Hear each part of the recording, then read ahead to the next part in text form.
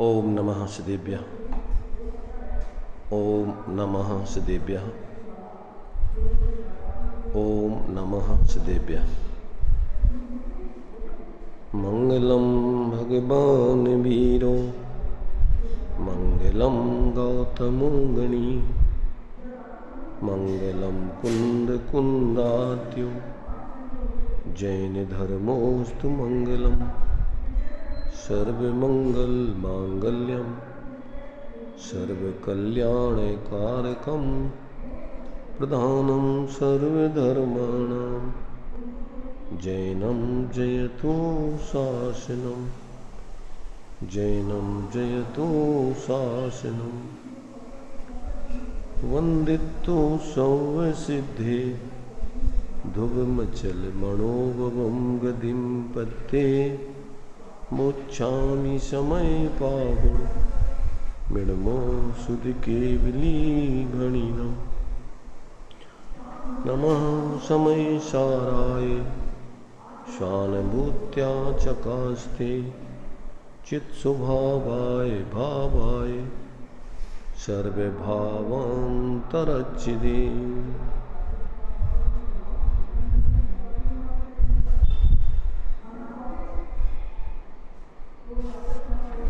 समय सार जी परिशिष्ट 47 शक्तियों के माध्यम से अनंत शक्तिमान आत्मा के स्वरूप को समझने की यहाँ पर चर्चा चल रही है। विषय अपना 30 नंबर की शक्ति तक का हो गया था। आगे कल 29 और 30 शक्ति में अपन ने देखा था कि आत्मा में एक तत्व शक्ति है और एक अतत्व शक्ति है। ये परस्पर विरुद्ध शक्तियां हैं। तत्व शक्ति का कार्य तद्रूप भवन रूप होना है और अतत्व शक्ति का कार्य है अतद्रूप भवन रूप होना है। अर्थात अपने स्वभाव रूप रहे पर्ण में तत्व शक्ति का कार्य है और पर के अभाव स्वभाव रूप रहे पर्ण में ये अतत्व शक्ति का कार्य है। ऐसा अपन ने कल इस पर विचार किया था। अब आज आगे देखेंगे कि एक आत्मा में एकत्व नाम की शक्ति है और एक अनेकत्व नाम की शक्ति है। ये परस्पर विरुद्ध धर्म रूप शक्तियां हैं। माने आत्मा में इस प्रकार के परस्पर विरोधी धर्म युगल पाए जाते हैं अनंत, तो उसमें से कुछ विरोधी युगल धर्म रूप शक्तियों की चर्चा यहाँ पर अपन कर रहे हैं। तो अब इसमें देखिए इसमें क्या बता रहे आचार्य देव। ये 31 नाम की शक्ति है कि एकत्व शक्ति। एकत्व शक्ति का स्वरूप इसमें देखिए जो दिया हुआ है संस्कृत में आचार्य अमृतचंद देव ने। अनेक पर्याय व्यापक एक द्रव्यमयत्व रूपा एकत्व शक्ति। क्या अर्थ है इसका? अनेक पर्याय व्यापक एक द्रव्यमयत्व रूपा एकत्व शक्ति। अर्थात नीचे उसका अर्थ दिया हुआ है। इसका क्या अर्थ होता है? इसका अर्थ होता है कि अनेक पर्यायों में व्यापक ऐसी एक द्रव्यमयता रूप एकत्व शक्ति। इस शक्ति के माध्यम से द्रव्य अर्थात आत्मा अनेक पर्यायों में व्याप्ते हुए अपने एकत्वपने को नहीं छोड़ता, एक रूप ही रहता है। अन्वय रूप से द्रव्य क्या है? एक रूप ही बना रहता है। जैसे अपन समय सार जी में पढ़ते हैं नव तत्व गतत्वेपि यदि एकत्वम न मुंचति। सब में जाकर के, सब पर्यायों में जाकर, गुणों में जाकर के द्रव्य अपने एक पने को नहीं छोड़ता। इसका नाम है एकत्व शक्ति। कौन सी शक्ति के कारण से ऐसा होता है? एकत्व शक्ति के कारण से द्रव्य अपने एक पने को नहीं छोड़ता है। ये तो है एकत्व शक्ति। अब दूसरी है अनेकत्व शक्ति। उस अनेकत्व शक्ति का क्या स्वरूप बतलाया देखिए। उसमें दिया है कि जो अनेकत्व शक्ति है वो अनेकत्व शक्ति से एक द्रव्य व्यापी अनेक पर्यायमयत्व रूपा अनेकत्व शक्ति। एक द्रव्य व्यापी अनेक पर्यायमयत्व रूपा अनेकत्व शक्ति। क्या अर्थ होता है इसका? कि एक द्रव्य से व्याप जो अनेक पर्याय हैं उस मयपने रूप अनेकत्व शक्ति। यानी द्रव्य में जो पर्याय होती हैं वो एक द्रव्य में व्याप्त रहते हुए अनेक पने रूप परिणमित होती हैं। तो द्रव्य क्या है? वो ऐसे एक द्रव्य व्यापक रूप अनेक पर्यायों में व्यापता है। क्या करता है वो? ये द्रव्य ही अनेक पर्याय पने को धारण करता है और एक पने को धारण करता है। द्रव्य पने की अपेक्षा एक पने को धारण करता है और पर्याय पने की अपेक्षा अनेक रूपता को धारण करता है। ये द्रव्य में ऐसी क्या है? अनेकत्व पने रूप होने की शक्ति और एकत्व पने रूप रहने की, ये दोनों प्रकार की शक्तियां उसमें विद्यमान हैं। व्यवहार से कहो उसको सद्भुत व्यवहार कहा जाता है। अपने अनंत गुण पर्यायों में द्रव्य व्यापक है और अनंत गुण पर्याय अपने द्रव्य के व्याप्य हैं। अपने द्रव्य के आश्रय से ही रहते हैं, उस द्रव्यमय ही रहते हैं, उस द्रव्य को छोड़ के बाहर नहीं जाते वो।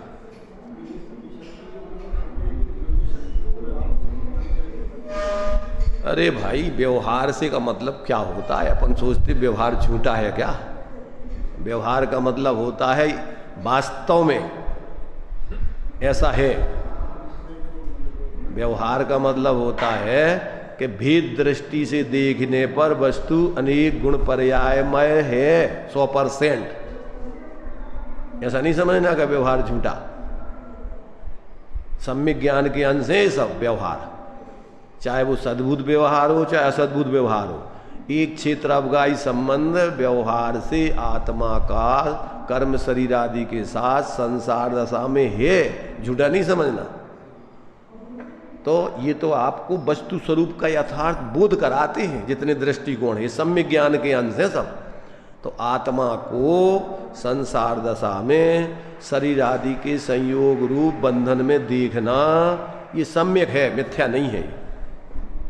पर फिर भी यह आत्मा शरीर आदि रूप नहीं होता है, कर्म आदि रूप नहीं होता है, वो अपने रूप ही रहता है।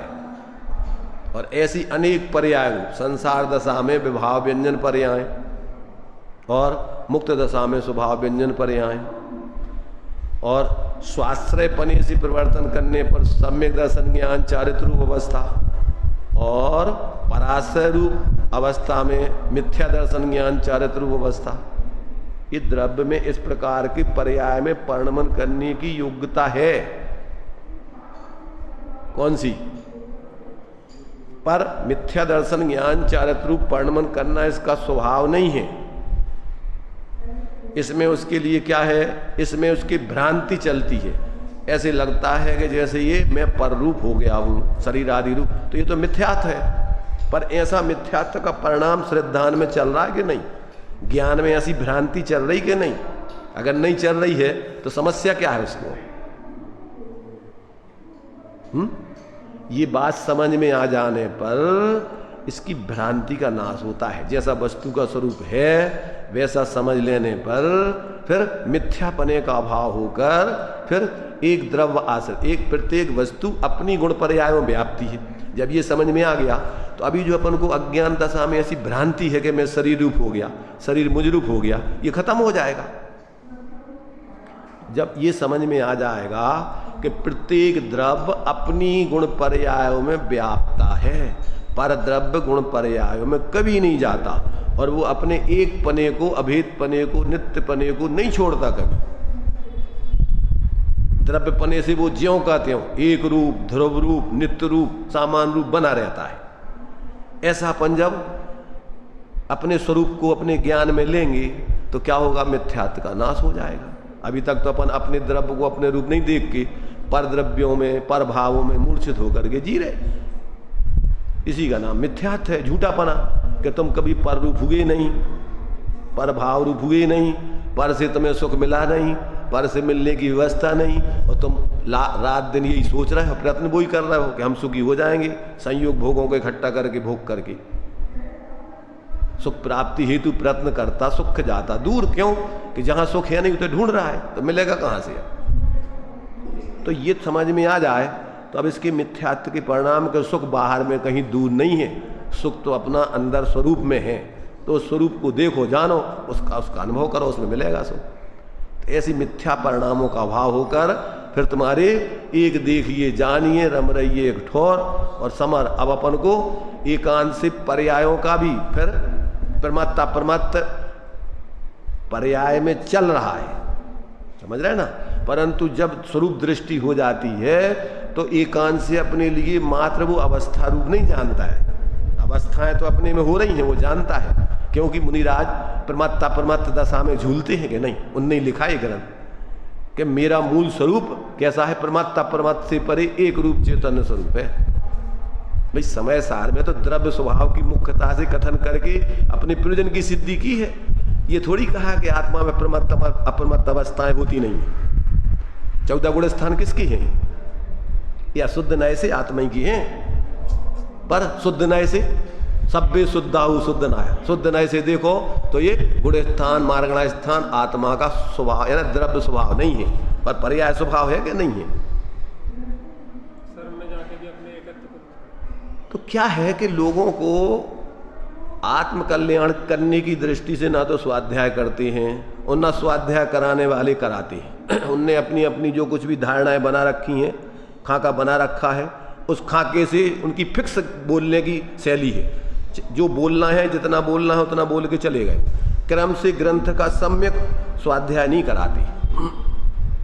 इसलिए क्या है कि भ्रांति नहीं टूटती, ज्यों कहते हो भाई मूड के मूड बने रहते हैं। निश्चयाभासी निश्चयाभासी, व्यवहाराभासी व्यवहाराभासी, उभयाभासी उभयाभासी, जो है जैसे बस वैसे के शास्त्रों को पढ़ के, और जीवन में उनके जीवन में क्या है? संतुलन नहीं बनता है।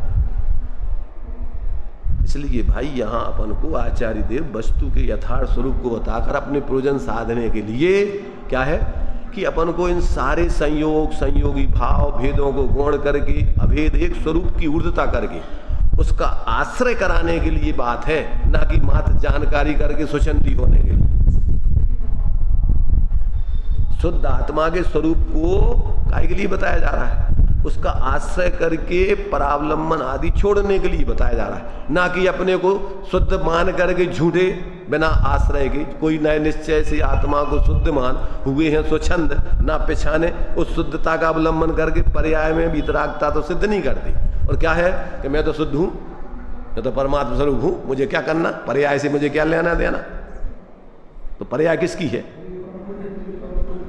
पर्याय में तो संसार है, पर्याय में तो दुख है, पर्याय में तो तुझे मोक्ष होना है, मोक्ष मार्ग होना है, और तुझे पर्याय से कुछ लेना देना नहीं है। ये एकांत निश्चयाभासी हो गया। तो क्या है कि लोगों ने अपने अपने खाके बना रखे धर्म के नाम पर, जबकि धर्म का कोई खाका नहीं है। धर्म तो वस्तु का स्वरूप है। जहां जहां जो योग्य है तहां समझ वो ते, और तहां तहां ते आचरे आत्मार्थी जानिए। जहां पर्याय की बात चल रही है तो पर्याय के स्वरूप को समझकर उसका पराश्रयपना छोड़कर स्वाश्रयपना ग्रहण करके उसमें अशुद्धि का अभाव करके शुद्धि प्रकट करना, ये तेरे ही में है। पर्याय पर्याय कोई आसमान में थोड़ी है।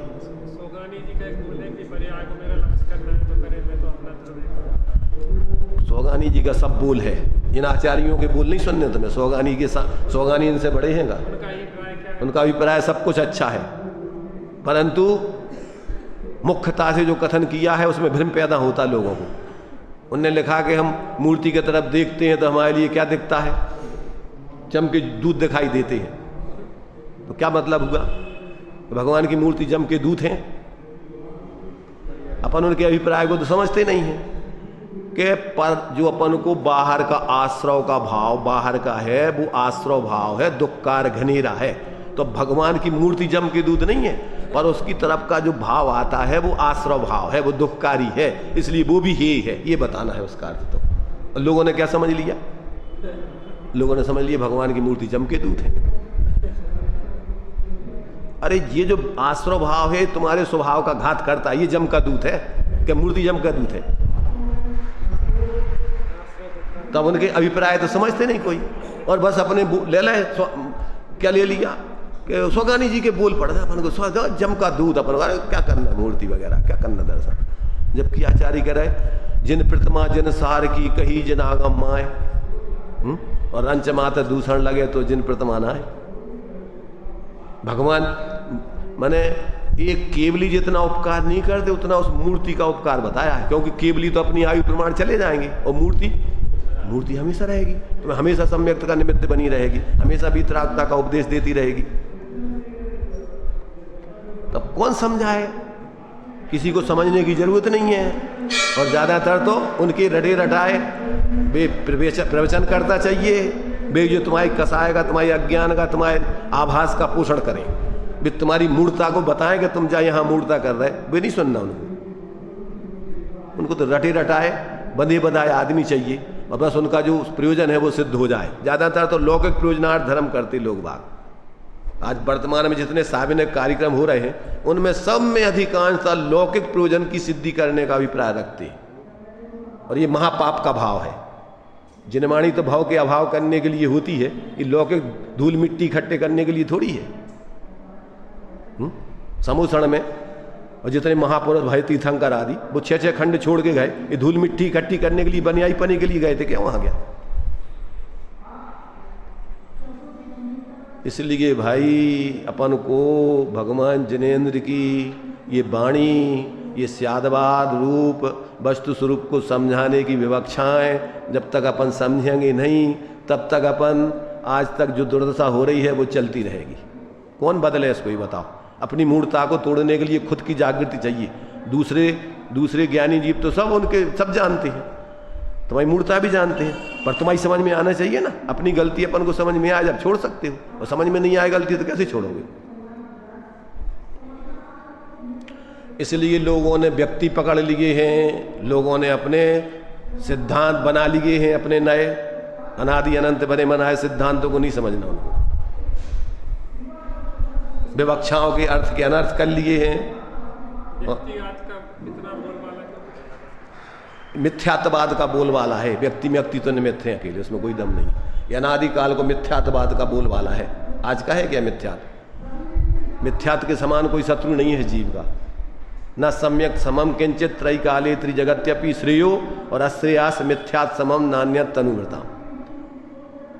ये अंदर में अपने विपरीत अभिप्राय का बोलवाला आज का नहीं है, अनादि का चल रहा है। ये तो निमित्त हर काल में मिलते रहेंगे तुम्हें ऐसे। जब तुम्हारे अंदर में मूर्ता है, अपना रुपया खोटो तो अब कौन खराब है? परखैया को दोष देवे अपन कि बे ऐसे भी खराब है, ये खराब है। अब अपने ही खराब है तो दूसरे तुम्हें कौन सुधारेंगे? इसलिए अपन निमित्तों पे दोष नहीं देवे, गलती अपनी है। आज तक अपन ने ईमानदारी से समझ करके आत्मकल्याण करने की गर्जी नहीं की। अपनी मर्जी नहीं है कल्याण करने की, सिर्फ हम अपने दिखाना चाहते हैं औपचारिक धर्मात्मा अपने को, झूठे सांप्रदायिक संप्रदायों में खड़े होकर, व्यक्तियों के अंधे समर्थक बनकर। अपन सम्यक प्रकार से अपनी मूर्ताएं तोड़ करके, समझ करके, तोड़ करके सम्यक बोधपूर्वक स्वास्थ्य से आत्मकल्याण करना नहीं चाहते। इसलिए अब एकांत पकड़ लेते। श्रीमद जी का एक बोल है, अनेकांत पण सम्यक एकांत एवा निज पदनी प्राप्ति सिवाय अन्य हेतुए उपकारी नथी। तब समझ में नहीं आया होगा किसी की क्या कहा इसमें। अनेकांत पण सम्यक एकांत एवा निज पदनी प्राप्ति सिवाय अन्य हेतुए उपकारी नथी। अनेकांत जो है उसमें से सम्यक एकांत स्वरूप अपने निस्वरूप की सिद्धि की जाए, उस अनेकों में एक को देखा जाए, अनेकों में अनेक ही नहीं देखते रहे अपन। अनेक काय के लिए बताए थे ये अपन धर्म बता रहे जी, 47 शक्तियां, अनंत शक्तियां, अनंत धर्म, तो ये एक अभेद आत्मा की सिद्धि के लिए कर रहे हैं कि अनेकों को देखते रहने के लिए बता रहे हैं। तो अगर इस अनेकांत से जो देखो, अनेकांत और एकांत सम्यक और मिथ्या दो प्रकार से होते हैं, तो कहते हैं अनेकांत पर सम्यक एकांत एवं निज पदनी प्राप्ति सिवाय अन्य हेतु के उपकारी न थी। जिस अनेक के माध्यम से एक अपने स्वरूप की सिद्धि न की जाए, वो अनेकांत अपने कोई काम का नहीं है। अब दूसरा पक्ष है इसका। अभी लोग तो एक ही पक्ष रख लेते हैं, दूसरा पक्ष नहीं रखते। अब दूसरा पक्ष क्या है? एकांत पण सम्यक अनेकांत एवं निज पदनी प्राप्ति सिवाय अन्य हेतु के उपकारी न थी। क्या अर्थ होगा इसका? एकांत भी पर सम्यक अनेकांत स्वरूप अपने आत्मा की सिद्धि के अलावा अन्य किसी प्रयोजन से उपकारी नहीं है। अगर उस एकांत से तुमने अनेकांत स्वरूप अपनी निज आत्मा की सिद्धि नहीं करी तो वो एकांत भी मिथ्या एकांत है। एक से अनेक की सिद्धि और अनेक से एक की सिद्धि, क्योंकि दोनों एक दूसरे मय हैं। अनेक गुण धर्म है तो वो एक आत्मामय है, और एक आत्मा है तो वो अनेक गुण धर्ममय है। कि इनमें कोई अलग अलग है सब? क्या यही सिद्ध कर रहे हैं कि वे अनेक एक में व्याप रहे हैं और एक अनेकों में व्याप रहा है। वे सब चारों में ही लगेंगे वही उसमें। एकांत से तुम लगा लो कि आत्मा तो क्या है, द्रव अलग ही है, पर्याय अलग ही हैं, गुण अलग ही हैं। क्या हो गया? ये एकांत मिथ्यात हो गया। द्रव्य से पर्याय अलग ही हैं। द्रव्य में व्याप्ति हुई पर्यायों को नहीं देखो और पर्यायों में व्यापक द्रव्य को नहीं देखो। एक ही द्रव्य ही उन पर्यायों में व्याप रहा है। बिना द्रव्य के पर्याय आसमान में थोड़ी खड़ी हो जाएंगी। लहरें बिना पानी के खड़ी हो जाएंगी क्या? तो क्या देखना उसमें? उन सब लहरों में, उन सब अवस्थाओं में वो एक ही द्रव्य व्याप रहा है। तो अभी अपन क्या करते हैं? या तो अकेले लहरों को देख लेते हैं, या लहरों के बिना अकेले सामान्य ध्रुव पानी द्रव्य को देख लो, तो ध्रुव अकेला होते ही नहीं है। बिना पर्यायों के, बिना उत्पाद व्यय के ध्रुव रहते ही नहीं है। उत्पाद व्यय ध्रुव युक्तम सत, एक वस्तु तीनों मय है सदाकाल। एक अस्तित्व को तीन मय देखना, अथवा गुण पर्याय मय द्रव्यम, गुण पर्याय मय द्रव्य को देखना।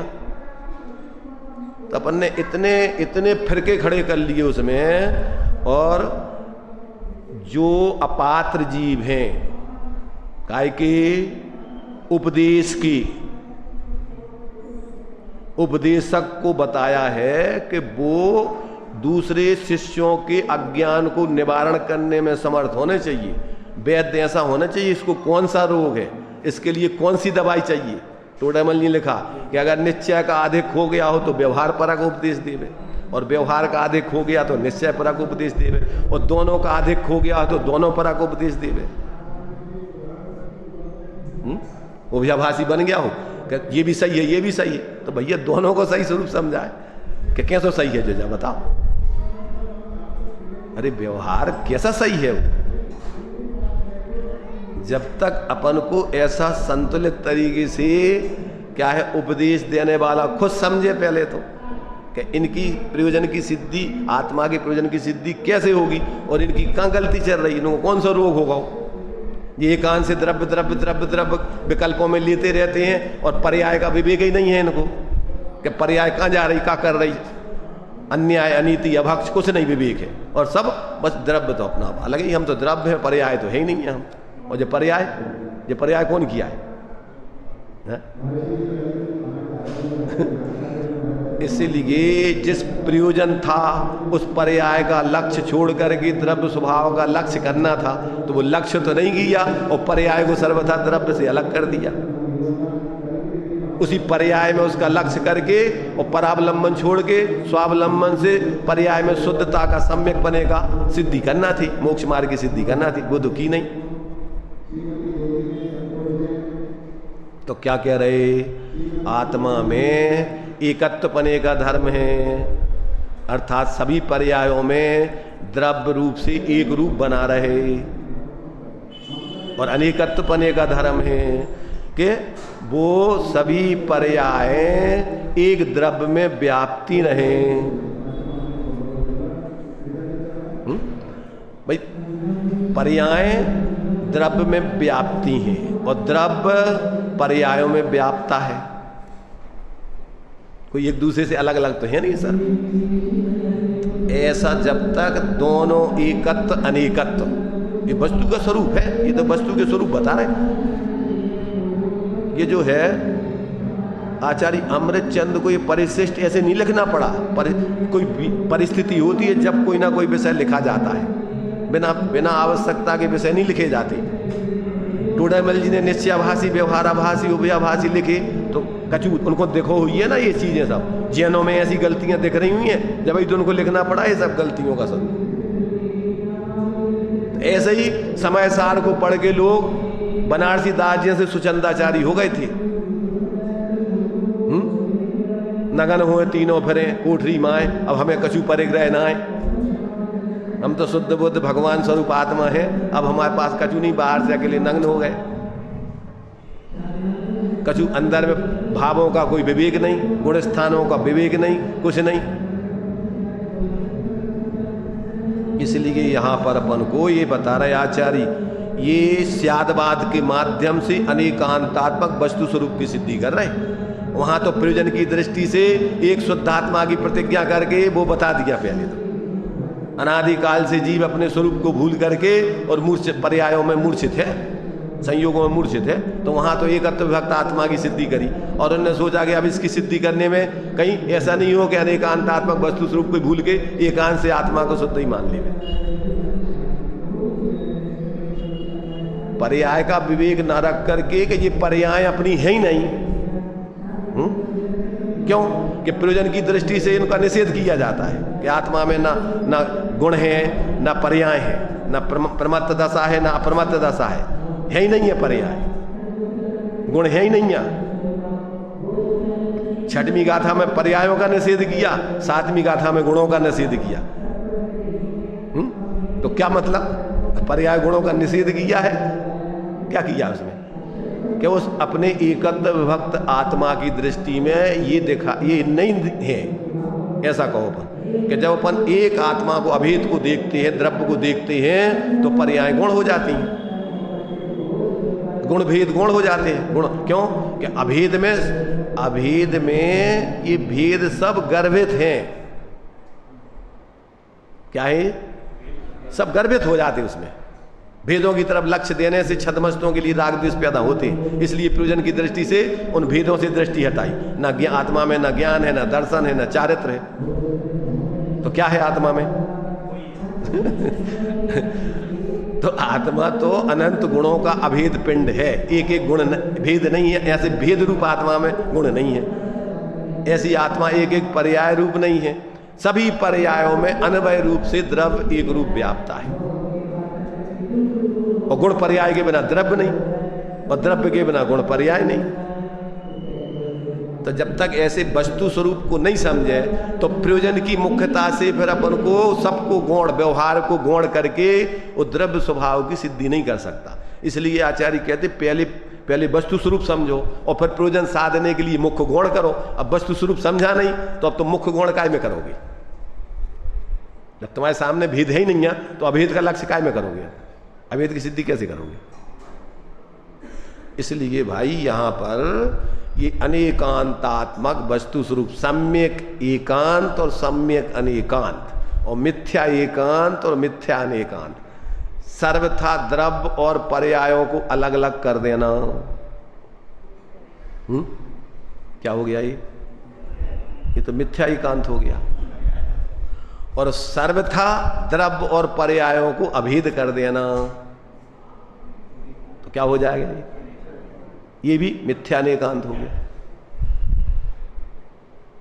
माने इसमें जो है अपने लिए ना द्रव्य गुण पर्याय ये तीनों कथनचित भेदाभेद रूप है।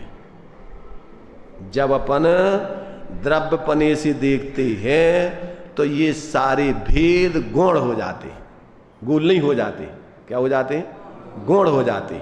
और अपने लिए फिर एक द्रव्य स्वरूप अपन को दिखाई देता है। और वस्तु ऐसी है नित्य अनित्य भेदाभेद ये सब है उसमें धर्म, वस्तु स्वरूप में स्वभाव है उसका वो तो अपन को अब जब देखो केवल ज्ञान वीतराग हो जाने के बाद तो फिर कोई विकल्प है नहीं है। प्रमाण ज्ञान है, चार ज्ञान प्रमाण ही होते हैं। सुतक ज्ञान में नय और प्रमाण दो चीजें होती हैं। सुतक ज्ञान में क्या होता है? विकल्प प्रमाण सुतक ज्ञान में होते हैं। चार ज्ञान निर्विकल्प होते हैं, उनमें विकल्प नहीं होते। भेद प्रभेद करके वस्तु नहीं समझी जाती। उसमें तो सामान्य से पूरी वस्तु ज्ञात होती है। उसका विषय कैसा है? प्रमाण रूप है। किसका? केवल ज्ञान का विषय, मना पर्याय ज्ञान का विषय, अवधि ज्ञान का विषय और मति ज्ञान का विषय। सुतक ज्ञान में क्या होते हैं? भेदाभेद पना होता है, उसमें विकल्प निर्विकल्प दशा होती है।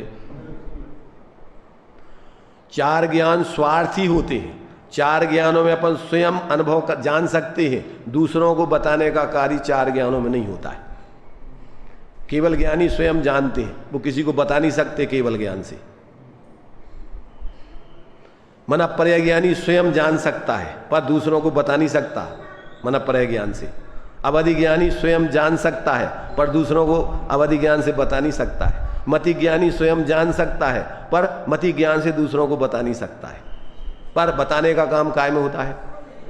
श्रुतक ज्ञान में। इसलिए समोषण में श्रुतक ज्ञानी गणधर आदि की जरूरत पड़ती है समझाने के लिए। बिना गणधर के समोषण में उपदेश नहीं होता।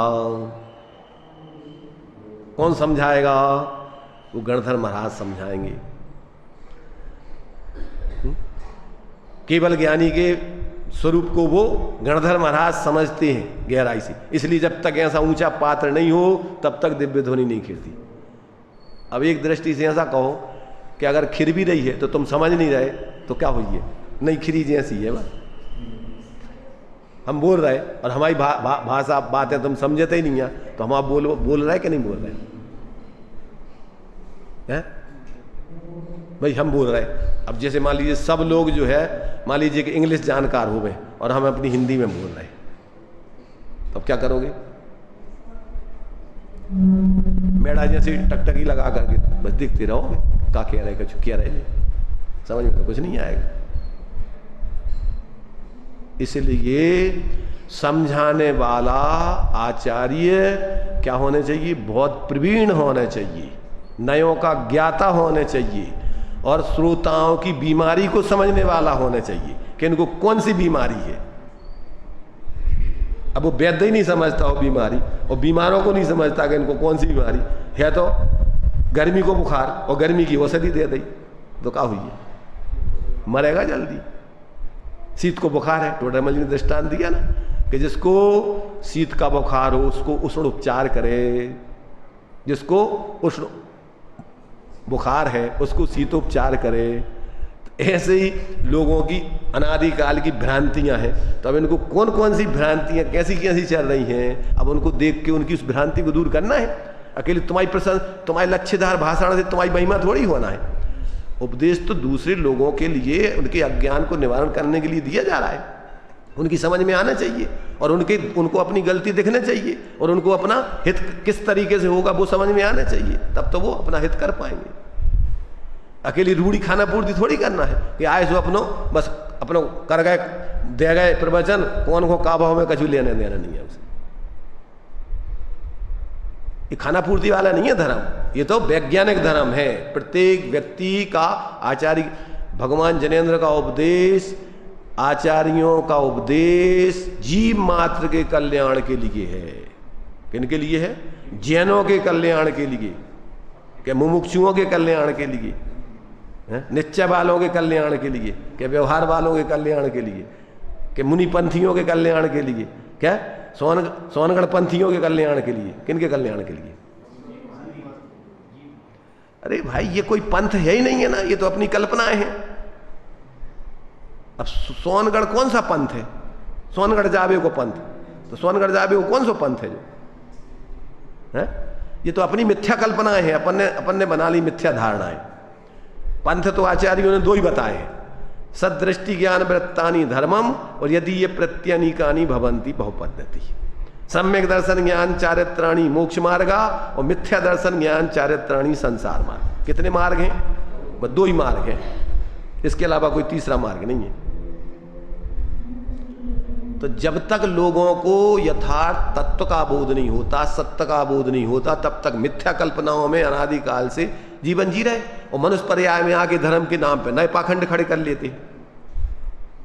मनुष्य पर्याय की विशेषता है ये सब, और पर्याय में इतना पाखंड नहीं होता धर्म के नाम पर। धर्मांधता ग्रहण करके और मरने मारने को तैयार धर्म के नाम पर। धर्म संकट में, धर्म कितने बाहर रखो कहूँ कि संकट में पड़ जाए, मंदिरों में मूर्तियों में रखो कि संकट में हो जाए धर्म। धर्म कितने है? वस्तु स्वभाव धम्मो। तो तुम अपने स्वरूप से विपरीत चलो, वही धर्म संकट में है। मिथ्या दर्शन ज्ञान चारित्र प्रवृत्ति करना, तुम्हारा धर्म संकट में होगा। प्रत्येक व्यक्ति स्वयं अपने संकट को खड़ा करने वाला है और स्वयं अपने संकट को मोचन करने, समाप्त करने वाला है। कोई दूसरा बाहर में नहीं तुम्हारे धर्म को बिगाड़ने वाला है और सुधारने वाला है। क्या है? किसी के पीछे अब तुम लगे रहो, अब तुम्हें कभी होश ही नहीं है कि वे कहां ले जा रहे तुम्हें। अंध श्रद्धालु किसे कहते हैं? सांप्रदायिक बुद्धि जो होती है वो अंध श्रद्धालु होता है। वो अंध श्रद्धालु माने जैसे अंधे व्यक्ति को कुछ नहीं दिखता, दूसरों की उंगली पकड़ के, दूसरे उसकी लाठी पकड़ के, दूसरों की लाठी पकड़ के चलता है। वो दूसरों की उंगली, दूसरों के सहारे चलता है। उसको तो नहीं दिख रहा है, सामने वाला जहां ले जाए तुम्हारी लाठी पकड़ के तुम तो चले जाओगे। ऐसे ही सांप्रदायिक व्यक्ति मिथ्या दृष्टि क्या करता है कि उसको नहीं दिख रहा धर्म, उसको नहीं दिख रहा है कि धर्म कहाँ है, बाहर में है कि अंदर में, कि दूसरों के आश्रय में है कि स्वरूप के आश्रय। वो क्या है कि सामने वाला जैसा फरमान जारी कर देवे, ऐसा धर्म है, दूसरों के फरमान पर चलता हो। धर्म तो अरे तेरे स्वयं के विवेक पूर्वक, तेरे स्वयं के स्वाश्रय से चलता है ना। इसलिए यहां पर व्यक्तिवादी धर्म नहीं है, ये तो वस्तु स्वरूपवादी धर्म है। और भगवान का धर्म नहीं है, ये तो वस्तु स्वरूप का धर्म है। और भगवान ने वस्तु स्वरूप को बताया, इसलिए वो भगवान है। समझ रहे ना कि भगवान के अधिकार में नहीं है धर्म के, तुम हमारे पास आ जाओ तो हम तुम्हें धर्म दे देंगे। इसलिए भगवान ने भी धर्म बताया है, धर्म उनने बनाया नहीं है। क्या किया उनने? बताया है कि धर्म ये है, दे दी जग को जग की नहीं है, सबको बता दिया है तुम्हारा धर्म देखो, तुम्हारा स्वरूप ये है।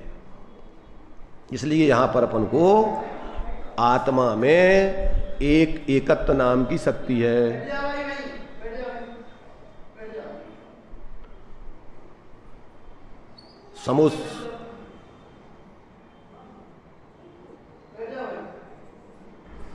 एकत्व नाम की शक्ति है, एक अनेकत्व नाम की शक्ति है। तो एकत्व नाम की शक्ति क्या है? तो एकत्व नाम की शक्ति का कार्य है कि जो अनेक पर्याय हैं, उन अनेक पर्यायों में व्यापक ऐसी एक द्रव्यमयता रूप, अपनी जो अनेक पर्याय हैं उन सारी अनेक पर्यायों में द्रव्य कैसा रहता है? एक द्रव्यमयता रूप विद्यमान रहता है। अन्वय रूप से सभी पर्यायों में द्रव्य एक रूप रह करके व्यापता है। उसके एक पने को, द्रव्य पने को खंडित नहीं कर सकता कोई। इसलिए अपना देश एकता में अनेकता, अनेकता में एकता है। अनेक होते हुए भी एक देश है हमारा अखंड। ये जैन धर्म का सिद्धांत है। भारत, भरत का भारत है, आदिनाथ की पहले पुत्र के आधार पर नाम रखा गया है भारत। कैसा है ये? भगवान जैनेन्द्र के द्वारा बताया हुआ अनेकांत और एकांत सम्यक एकांत। ऐसे ही अनेक में एक और एक में अनेक को देखने वाला है। अनेक होते हुए भी एक भारत एक है, और एक होते हुए भी अनेक धर्म, अनेक जाति, अनेक व्यक्ति, अनेक लोग सब रहते हैं, संस्कृतियां सब, पर सबको परस्पर में एक दूसरे लोग प्रेम से रहते हैं, कोई किसी के लड़ने झगड़ने वाले नहीं है। पर धर्म का स्वरूप एक ही है, अनेक धर्म नहीं है, ध्यान रखना। ये अनेक धर्म, ये तो संप्रदाय, ये तो मूर्ताएं हैं, ये इस पंचम काल हुंडा और सर्पणी काल की देन है। बाकी अन्य कालों में अनेक धर्म नहीं चलते, ध्यान रखना। कौन सा धर्म चलता है? विदेश क्षेत्रों में जहां तीर्थंकर आदि हो, एक धर्म जो है ही धर्म, वो वस्तु स्वरूप, और कोई धर्म मिथ्या कल्पना वाला धर्म तो है ही नहीं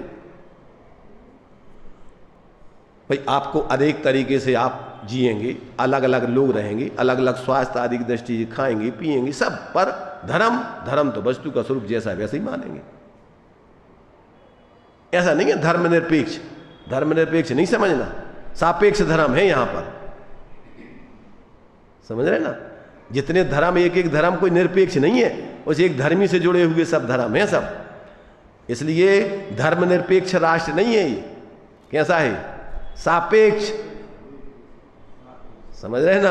अपेक्षाओं को समझ करके और उस एक वीतरागता रूप, अहिंसा रूप, सब जीवों के हित रूप ऐसे धर्म को जीवन में स्वीकार करते हुए जीना, उसका नाम है वास्तव में ये सम्यक प्रकार से धर्म के स्वरूप को समझ करके जीना। तो ये यहां पर अपने लिए कि जो अनेक पर्याय हैं, उस पर्यायों में एक रूप से आत्मा व्याप्ता है। वे पर्याय आसमान में नहीं होती हैं, काय में होती हैं? उसी द्रव्य में होती है, एक द्रव्य में जितनी पर्याय हैं सब उसी द्रव्य की अवस्थाएं हैं। द्रव्य बिन पर्याय ना, पर्याय बिन न द्रव्य, दोनों अनन्य रहे सदा, यह बात जिन भर ने कही। गुण बिना द्रव्य है नहीं, द्रव्य बिना गुण है नहीं, दोनों अव्यतिरिक्त रहे सदा, यह बात जिन भर ने कही। ये 12-13 नंबर की गाथा आचार्य कुंदकुंद की पंचाष्टिकाय में है, जो कुंदकुंद शतक में जिसका पद्य अनुवाद किया है कि द्रव्य के बिना गुण नहीं, गुण के बिना द्रव्य नहीं, और दोनों अनन्य हैं, एक दूसरे मय है, सर्वथा कोई अलग अलग नहीं समझना। ऐसी पर्याय, पर्याय के बिना द्रव्य नहीं, द्रव्य के बिना पर्याय नहीं, और दोनों अनन्य। क्षणिक तादात्म्य संबंध रहता है पर्याय का द्रव्य के साथ। कौन सा संबंध है? जिस समय जो पर्याय होती है द्रव्य, उस समय उस मय होता है। सुहो जुत्तो सुहो, असो जुत्तो असो, शुद्धो जुत्तो शुद्धो। उस समय पूरा द्रव्य, वर्तमान जैसे मान लीजिए अपना क्या है, पर्यार्थिक नय से चूंकि क्षणिक तादात्म्य है, तो अभी पूरा द्रव्य उसी मय है। अभी मनुष्य पर्याय है, मान लीजिए विभाव व्यंजन पर्याय, तो आत्मा इसको छोड़ के क्या है अभी? अभी पूरा मनुष्य ही है कि और कछु है? फिर भी मनुष्य होने पर भी पूरा मनुष्य ही नहीं होगा। अब आत्मा अपने द्रव्यपने को बरकरार, कि ये मनुष्य पर्याय बदल जाएगी और आत्मा ज्यों कहते हो दूसरी पर्याय में फिर वहां पहुंच जाएगा, अनवय रूप से व्यापेगा। इसका अभाव होगा उसमें, तो इस पर्याय का तुच्छ अभाव नहीं होगा, पर्यायांतर रूप में अभाव। इस पर्याय का अभाव दूसरी पर्याय का उत्पाद पूर्वक होता है। माने एक पर्याय का व्यय नई पर्याय के उत्पाद रूप है वो, और द्रव्य उसमें कामन, दोनों में कामन रूप से है। माने ऐसा सोचो कि जिस समय मिथ्यात्व का नाश, सम्यक्त की उत्पत्ति और श्रद्धा गुणों में अनवय रूप से दोनों में ज्यों का त्यों, दो पर्यायों में एक द्रव्य व्याप रहा है, ध्यान रखना। एक पूर्व की पर्याय और एक नवीन पर्याय। तो पूर्व की इधर एक पर्याय विनाश हो रही है और एक पर्याय उत्पन्न हो रही है, और दोनों में द्रव्य कामन रूप से व्याप रहा है। ये उंगली है, तो ये उंगली जैसे मान लीजिए ये टेढ़ी है, अब ये उंगली सीधी हो रही है, तो ये टेढ़े पने का व्यय, सीधे पने का उत्पाद और उंगली पना ध्रुव। वो टेढ़ा पना किस में अभाव हो रहा है? उंगली में। किस में सीधापना हो रहा है? उंगली में। उंगली नहीं होवे तो पर्याय आसमान में थोड़ी खड़ी हो जाएंगी। ऐसे ही अपन मिथ्यात्वपने रूप शरीर आदि रूप मान रहे, और जिस समय अपनी मिथ्या मान्यता का अभाव होके अपन को ज्ञान स्वरूप आत्मा की प्रतीति होगी, उसी समय उधर मिथ्यात्वपने का अभाव, सम्यकपने का उत्पाद और श्रद्धा गुण, वही उसी श्रद्धा गुण जो मिथ्या रूप परिणमन कर रही थी, वही क्या हो गई? अब सम्यक रूप परिणमन करने लग गई। क्या करना? तो वस्तु में एक द्रव्यपने से एकत्वपना, पर्यायपने से गुणपने से अनेकत्वपना। वस्तु का रूप है, एक वस्तु ही है जो अपने लिए यहां पर क्या है, कैसी है ये, एक द्रव्य से व्याप्य जो अनेक पर्याय हैं उस मयपने रूप, किसमय, अनेक पर्याय मयपने रूप द्रव्य व्याप रहा है। ये द्रव्य की अवस्थाएं हैं कौन सी, अनेक पर्याय मयपने रूप होना और एक द्रव्य पने रूप रहना, ये भी द्रव्य की एक अवस्था है। आता समझ में नहीं आता। ये अनेकांश स्यादवाद अनेकांश से वस्तु स्वरूप सिद्ध कर रहा है आचार्य देव, क्योंकि उनको समझ में आ गया कि अभी लोगों की समझ में कुछ नहीं आया, भ्रम खड़ा हो गया लोगों को, तो फिर उनको ये स्यादवाद अनेकांत का अलग से परिशिष्ट लिखना पड़ा विशेष उपसंहार के रूप में। अपन को समझ में कितना आता है बताओ। अपन लोग क्या लग रहा है, काय की चर्चा चल रही है, किसकी चर्चा चल रही है? कमलेश जी सुनाई दे रहा? किसकी चर्चा चल रही? मुमुक्षुओं की? अरे भाई मुमुक्षुओं के लिए ही चर्चा चल रही है। मुमुक्षु माने कौन? मुमुक्षु माने जिनको सुखी होना है। तीन लोग के जीव सब मुमुक्षु हैं, जे त्रिभुवन में जीवन सुख चाहे, तो सुख की प्राप्ति करने की जिनको इच्छा है वे मुमुक्षु कहलाते। मुक्तम इच्छुत मुमुक्षु, दुख से जे त्रिभुवन में जीवन सुख चाहे दुख ते भयवान, जो दुख से छूटना चाह रहे हैं, सुख को पाना चाह रहे हैं, उनका नाम है मुमुक्षु। दुख से मुक्त होने की इच्छा जिनको है, मुक्तम इच्छुत मुमुक्षु। तो कौन नहीं है मुमुक्षु जब बताओ। और अपन ने क्या कर लिया, अपन ने एक पार्टी विशेष खड़ी करके मिथ्या कल्पनाएं करके जे मुमुक्षु और बाकी भुभुक्षु, सबको बाकी को भटकने हैं, कोई को कल्याण नहीं करने। क्या है ये सब मिथ्या धारणाएं हैं, दुर्बुद्धि है, द्वेष बुद्धि है। कौन सी? किसी व्यक्ति विशेष के प्रति दुर्भाव करके और उसके प्रति इस प्रकार के मिथ्या विचार थोपते रहना। क्योंकि व्यक्ति कोई एक साथ तो रहता नहीं है, जीव है, वो तो प्रति समय परिवर्तनशील है। वे गौतम स्वामी इंद्रभूति के रूप में गृहीत मिथ्यात्व का सेवन कर रहे हैं और वे गौतम स्वामी यहाँ भगवान महावीर स्वामी के प्रथम गणधर बन गए। ठेका है किसी का क्या? तो अपन को ये समझना चाहिए कि वस्तु में ये दोनों धर्म है। कौन से? द्रव्यपने से एक रूप परिणमन करने का और पर्यायपने से अनेक रूप परिणमन करने का ये स्वभाव है द्रव्य में। क्या नहीं है? एक ही समय में है। और ध्यान रखना, समझने के लिए अपन को दो अलग अलग शक्तियां अलग अलग समझा रहे हैं, परंतु एक ही समय में वस्तु एक रूप रहती है और एक ही समय में अनेक रूप रहती है। ऐसी वस्तु का स्वरूप है। तो अपन पर्यायों में द्रव्य को देखो, द्रव्य में पर्यायों को देखो, ये अपन को समझने के लिए दोनों। और फिर इसके बाद मूल में तो अपन को क्या करना है कि अपनी पर्यायों में जब अभेद द्रव्य को देखेंगे और उस तरफ झुक के तादात्म्य संबंध है उसको झुक करके अनुभव करेंगे तो विकल्प ही खत्म हो जाएंगे। निर्विकल्प दशा प्रकट होगी, उसमें शांति मिलेगी। अकेले विकल्प करते रहने से काम नहीं चलेगा।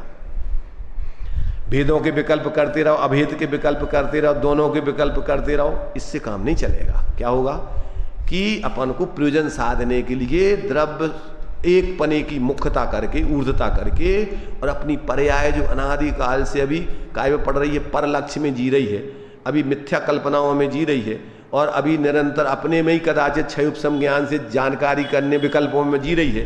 तो अब अपन को एक अपने स्वरूप का लक्ष्य करके उस ज्ञान को ज्ञान स्वरूप आत्मा में अभेद करेंगे तो क्या होगा? निर्विकल्प होकर आत्मा की अनुभूति प्रकट होगी, अभेद। और उससे क्या होगा कि उससे अपने विकल्प शांत होंगे। विकल्प से व्यक्ति परेशान है। समझने के लिए सम्यक विकल्प, पहले तो मिथ्या विचारों को सूर्य भवन दीपक में दिया है कि पहले तो सम्यक विचारों से मिथ्या विचारों को तोड़ो। पहले तो अभी अपन पहले सम्यक विचारों में आओ। पहले तो अपन अभी सम्यक सोचते नहीं है, मिथ्या कल्पनाएं करते रहते हैं अपन, चाहे धर्म के नाम पे हो चाहे लौकिकता के नाम पे। क्या करते हैं?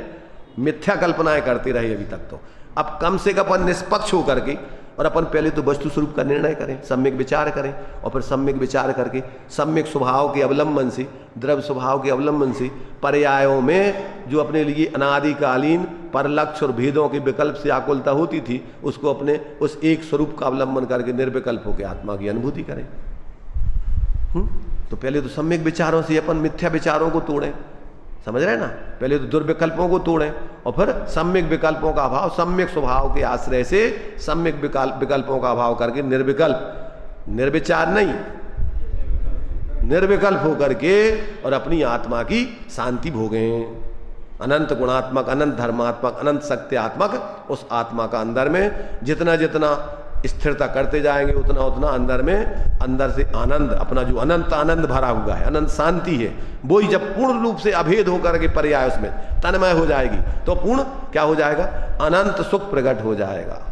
तो ये गुणस्थान प्रमाण जैसे जैसे जीव अपने स्वरूप का अवलंबन करके निर्विकल्पता बढ़ाता जाता है उतनी उतनी उसकी शांति पर्याय में, द्रव्य स्वभाव में तो अनंत शांति शक्ति रूप विद्यमान है, पर उसकी पर्याय प्रकटता कब होती है कि जब उसका आश्रय करके उसमें लीनता करके और जब वो धीरे धीरे गुणस्थान प्रमाण क्या है उसका अभेद पने से अनुभव करता है, तो उसकी पर्याय में अनंतानमंदी के विकारों के अभावजन, फिर अप्रत्यख्यान कसाय के विकारों के अभावजन, फिर प्रत्यख्यान कसाय के विकार के अभावजन, फिर संजलन कसाय के विकार के अभावजन, यानी पूर्ण यथाख्यात जैसा आत्मा का अंदर में सुख है पूर्ण, वो सुख अंदर में अपनी परिणति में अभेद होकर के, तन्मय होकर के लीनता पूर्वक प्रकट हो जाता है।